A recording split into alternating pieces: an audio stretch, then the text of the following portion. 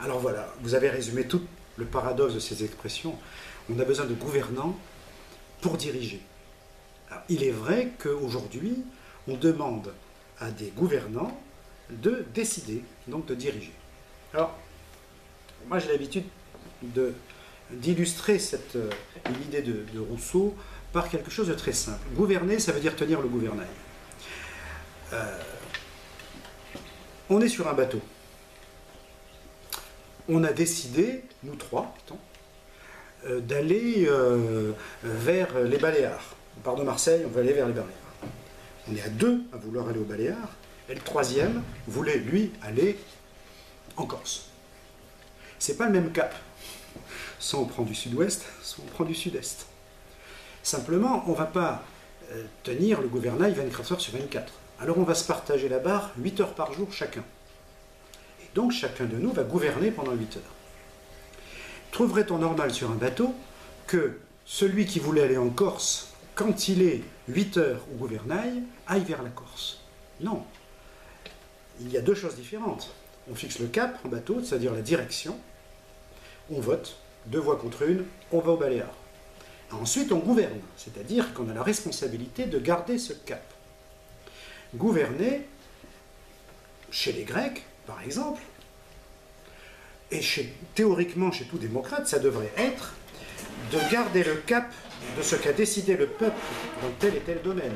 Et si le cap n'a pas été décidé, parce que le problème n'existait pas, on fait voter le peuple, un peu comme en Suisse avec les votations, et c'est le peuple qui décide de la direction.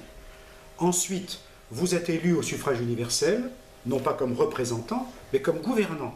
Et à ce moment-là, vous êtes obligé, même si vous n'êtes pas d'accord, d'aller vers les Baléares. Tout le monde trouve ça, non, sur un bateau, tout le monde trouve ça normal. Et dans la société, tout le monde croit que c'est la même chose. Des gens arrivent et nous disent, je ne sais pas moi, au hasard, je ne toucherai pas à la retraite à 60 ans. Les gens votent. Arrivé là, il dit, finalement, j'ai changé d'avis, on va mettre 62 ans.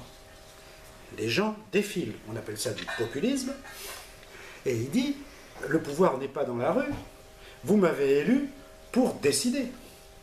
Autrement dit, c'est comme si en bateau, chacun son tour, on allait dans une direction différente sous prétexte qu'on a le gouvernail. Et ça, c'est le principe même de l'absence de démocratie. C'est qu'on élit des gens pour décider à notre place, et non pas pour appliquer les décisions.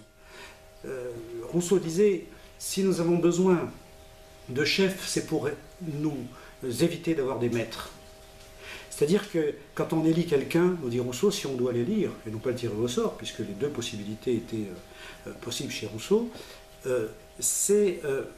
on élit des commissaires, c'est-à-dire des personnes qui sont commises à l'application des décisions populaires. Et il ajoutait tout de suite, et c'est une phrase qui paraît indécente aujourd'hui dans nos démocraties, avec plein de guillemets, qu'une loi n'était légitime que si elle était explicitement ou implicitement approuvée par le peuple. Mais le peuple devait toujours pouvoir refuser une loi.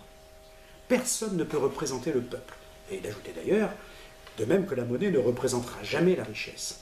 On est bien placé aujourd'hui pour savoir qu'il y a un lien entre la prétention des représentants élus à représenter le peuple et la représentation monétaire de représenter la richesse. Puisque avec quelques secondes, quelques personnes sur la planète, c'est comme si le travail n'avait plus existé. La monnaie a pris la place de la richesse, comme les représentants ont pris la place du peuple. Voilà. Et donc il y a là, entre gouverner et diriger, une contradiction qui n'est pas vue par les citoyens. Et puisqu'ils font cette confusion, ils ne sont plus citoyens.